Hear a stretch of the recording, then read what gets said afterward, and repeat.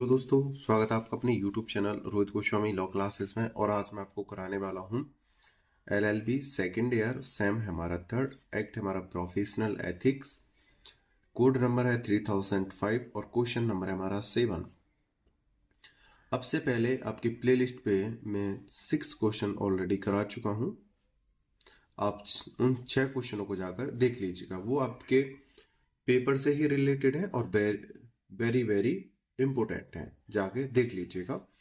आज का जो क्वेश्चन है, क्वेश्चन नंबर 7 है और इसमें है बार एवं बेंच के संबंध।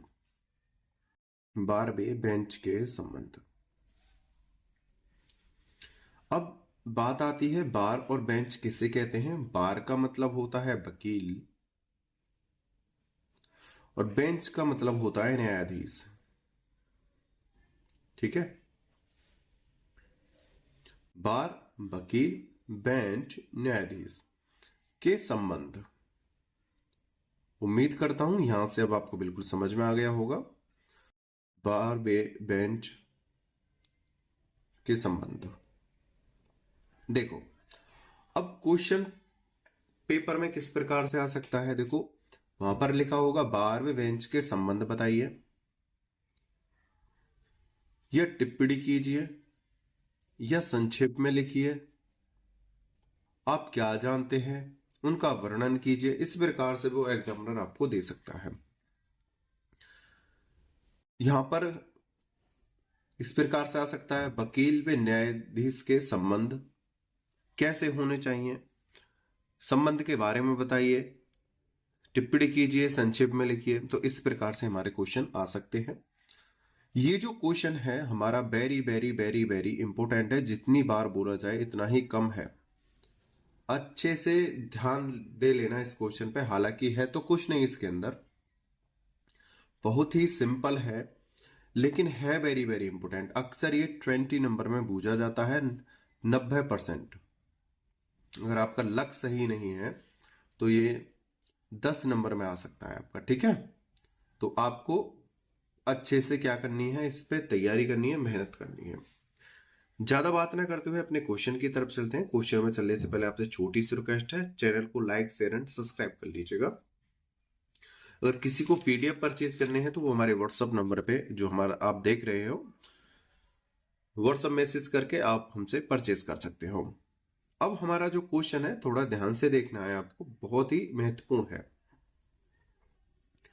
वकीलगण और न्यायिक अधिकारीगण के संबंध में टिप्पणी कीजिए।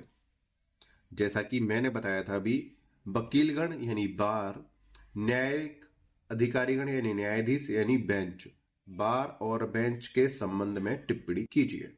ठीक है, तो देखो आंसर क्या है हमारा, अभिवक्तागण और न्यायिक अधिकारीगण के संबंध। यहां से भी क्वेश्चन आ सकता है आपका। देखो कितना घुमा रहा है, बार व बेंच, वकील व न्यायाधीश, वकीलगण व न्यायिक अधिकारीगण, अधिवक्तागण और न्यायिक अधिकारीगण। तो आपको कंफ्यूज नहीं होना है, आपको थोड़ा समझना है कि किसके बारे में बात कर रहा है और वहीं से आपको अच्छे से ये सॉल्व कर देना है। ठीक है, बता दिया है 3-4 तरीके से, तो आपने देख ही लिया है। और भी कई तरीके से वो एग्जामिनर आपसे पूछ सकता है, आपको घुमाने की कोशिश करेगा। ठीक है, आंसर है अभिवक्तागण और न्यायिक अधिकारीगण के संबंध। एक वकील न्याय प्रशासन का अभिन्न अंग है। बहुत ही महत्वपूर्ण बात है। न्याय प्रशासन में सबसे जो महत्वपूर्ण होता है वो वकील होता है। न्याय प्रशासन में वकील की बहुत ही महत्वपूर्ण भूमिका होने के कारण ही वकीलों को न्यायालय का अधिकारी माना जाता है। न्यायालय के अंदर वकीलों को एक उच्च स्थान दिया गया है और उनको सम्मान की दृष्टि से देखा जाता है। वकीलों के बिना न्यायालय एक पंगु की तरह है। ठीक है, जो रीढ़ की हड्डी होते हैं न्यायालय की, वो होते हैं वकील। अधिकारी माना जाता है। निष्पक्ष और शीघ्र न्याय के लिए आवश्यक है कि न्याय प्रशासन स्वच्छ और पारदर्शी हो, वादकारियों के साथ वास्तविक न्याय हो तथा न्यायालयों में मुकदमे के निपटारे में देरी न हो। ये सब क्या कौन करते हैं, ये सब वकील के द्वारा ही संभव हो सकता है। पारदर्शी हो, न्याय प्रशासन स्वच्छ हो। भाई स्वच्छ कौन कराएगा? भाई वादी ने वाद गिर दिया, प्रतिवादी ने वाद गिर दिया, लेकिन उसे अच्छी तरीके से पेश करना, उसे सही शब्दों में व्यक्त करना, ये किसका काम है? वकील का काम होता है। भाई कुछ व्यक्ति ऐसे होते हैं जिनको पढ़ना लिखना नहीं आता है, लेकिन वो फिर भी केस लड़ते हैं, तो उनका केस कैसे लड़ा जाए? वो खुद तो लड़ नहीं सकते। तो स्वच्छ और अच्छे तरीके से कौन पेश कर सकता है? वकील पेश कर सकता है। तो वहां पर जो वकील होते हैं बहुत ही महत्वपूर्ण कड़ी होते हैं न्यायालय की। स्वच्छ और पारदर्शी हो, वास्तविक न्याय हो, मुकदमों के निपटारे में देरी न हो, मतलब बहुत जल्दी जल्दी हो, जिससे कि और भी अन्य केसों को देखा जा सके। और ऐसा तभी संभव है जबकि बार और बेंच के बीच संबंध मधुर हो। ठीक है, मधुर और सुदृढ़ हो। भाई जैसे सपोज करो वकील और न्यायाधीश में पहले से ही अनम ठंड रखी है, नाराज हैं एक दूसरे से, अनबन चल रही है, तो उस समय एक दूसरे से ईर्षा भाव से, चाहे वो केस उससे रिलेटेड नहीं है, वो किसी और का केस लड़ रहे हैं, फिर भी एक दूसरे से ईर्षा भाव से उस केस को कमजोर करने की कोशिश करेंगे या उसे देरी में लेके जाएंगे, मतलब उसमें देरी करेंगे।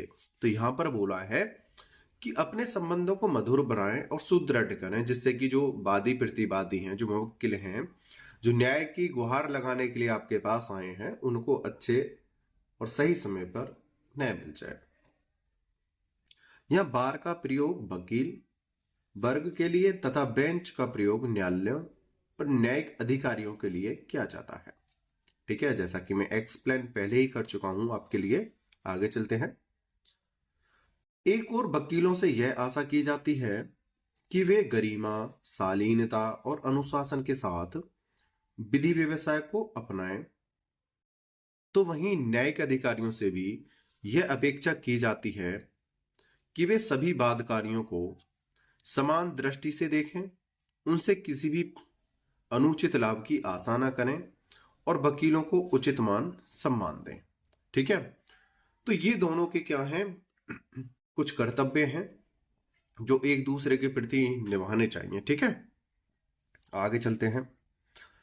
न्यायालय की गरिमा और सम्मान को बनाए रखना प्रत्येक वकील का कर्तव्य है। बार और बेंच के बीच मधुर संबंधों को बनाए रखने के लिए निम्नलिखित बातों को ध्यान रखना आवश्यक है।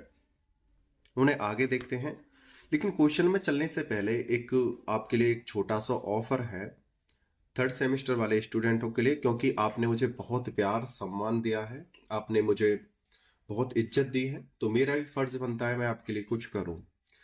जैसा कि आप देख रहे थे कि मैं आपको जो पीडीएफ की जो अपना बताता था, अगर आप 5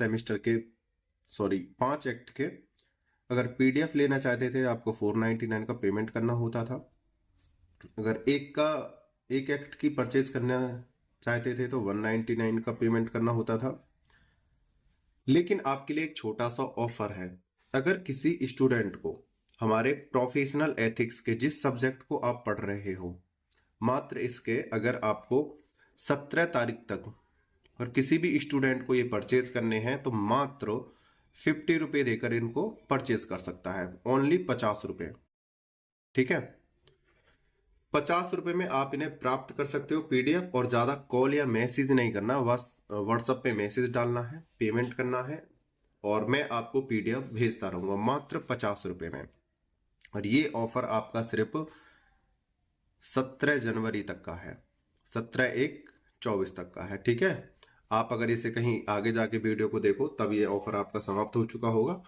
ये आपके लिए है 17/1/24 तक का। ठीक है, तो आप मात्र 50 रुपए में प्रोफेशनल एथिक्स के अपने पीडीएफ प्राप्त कर सकते हो। ठीक है, अब चलते हैं आगे।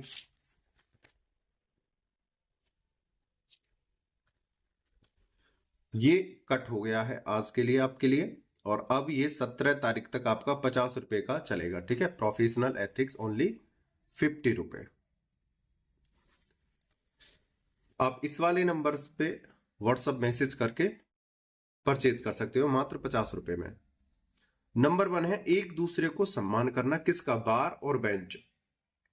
वकीलों को और न्यायाधीशों को एक दूसरे का सम्मान करना चाहिए। बार और बेंच के सदस्यों का दायित्व है कि वे परस्पर यानी लगातार एक दूसरों का सम्मान करें और अपने मन में अनावश्यक अहम को यानी जो गुस्सा है, ईर्ष्या है, को स्थान न दें।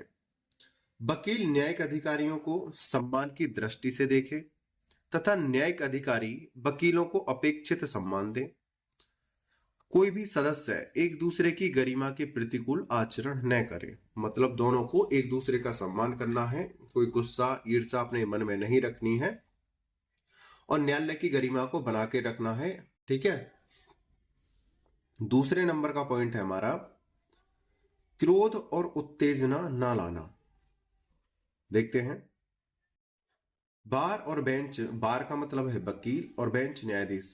वकील और न्यायाधीश के सदस्य अनावश्यक क्रोध और उत्तेजना से बचें ताकि क्रोध और उत्तेजना का प्रत्यक्ष और प्रतिकूल प्रभाव पक्षकारों पर ना पड़े। क्रोध और उत्तेजना को उत्पन्न करने वाली परिस्थितियों पर अंकुश लगाने के लिए बार और बेंच के सदस्यों को अपने व्यवहार को नियंत्रित रखना चाहिए। मतलब एक दूसरे से क्रोध नहीं करना है, गाली गलौज दे के बात नहीं करनी है, तेज आवाज में बात नहीं करनी है। ठीक है, आगे चलते हैं।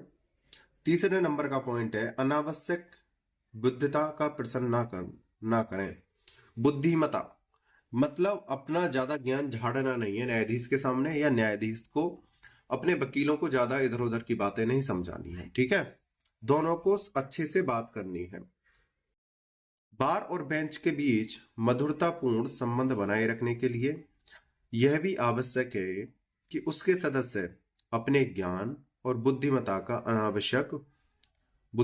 अनावश्यक परिचय और प्रदर्शन ना करें। भाई हो सकता है न्यायाधीश तो सबसे ज्यादा जानते ही जानते हैं। ऐसा भी हो सकता है कि कुछ वकील होते हैं जो न्यायाधीश से भी ज्यादा जानते हैं, तो एक दूसरे को ये नहीं है कि ज्ञान देने लग जाएं, समझाने लग जाएं। आपका ज्ञान आपके लिए है, आप उसको लिखित तरीके से पेश कर सकते हो, वहां आप डिस्कशन कर सकते हो, लेकिन आप किसी एक दूसरे को अपने ज्ञान की प्रदर्शनी नहीं करोगे।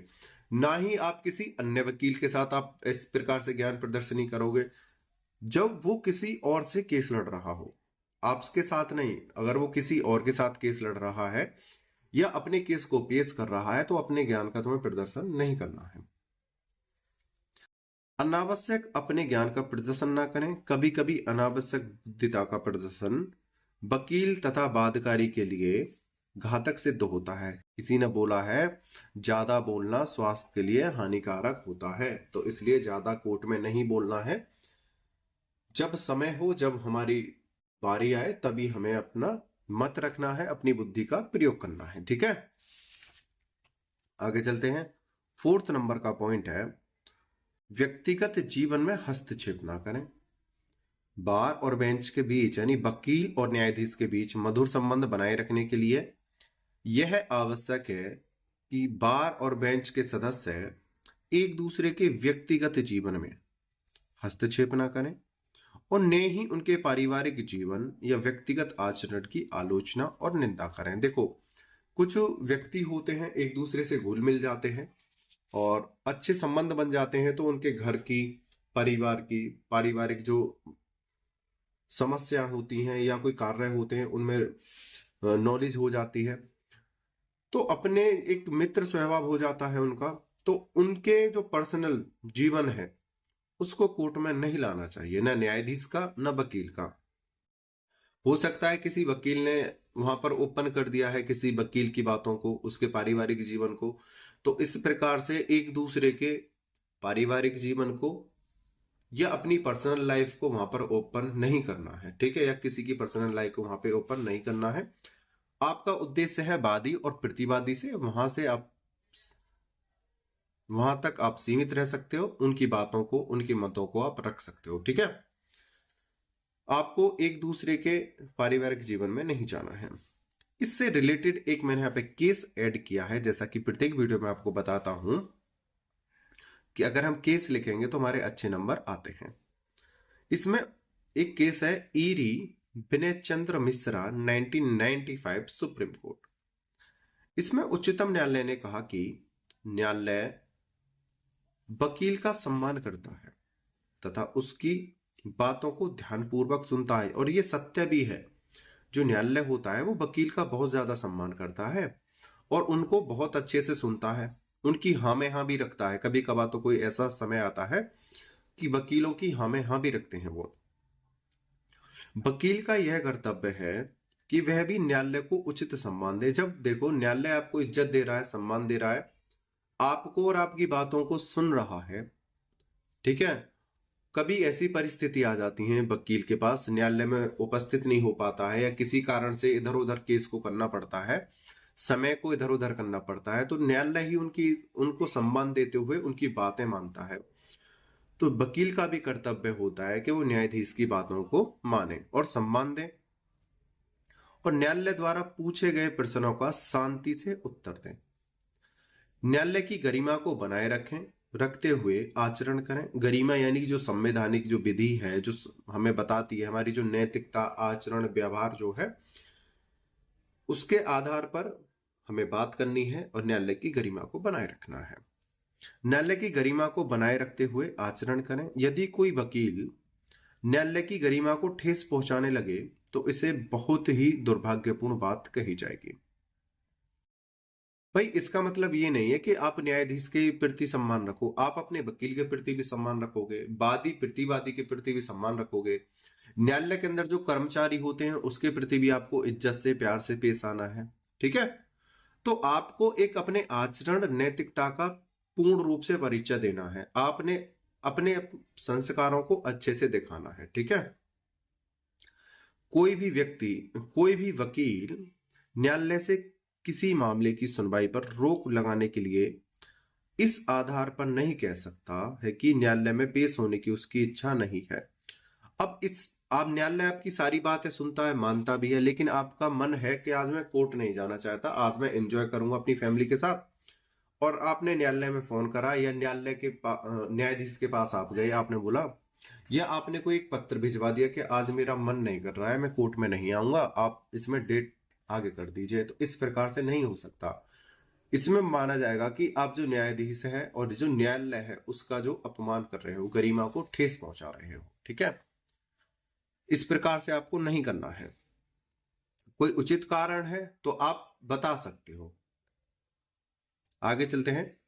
निष्कर्ष, न्यायालय की गरिमा और पवित्रता को बनाए रखने और न्याय प्रशासन को सुचारू रूप से चलाने के लिए यह अपेक्षित है, जैसे निष्कर्ष है इसको देख लेना, अपेक्षित है कि बार और बेंच के मध्य अच्छे संबंध हो तथा अच्छे और मजबूत संबंध होने के लिए न्यायिक अधिकारियों और वकीलों को चाहिए कि वे परस्पर सहयोग, निष्ठा, मेहनत और ईमानदारी से वादकारियों को न्याय दिलाने में सहयोग दें।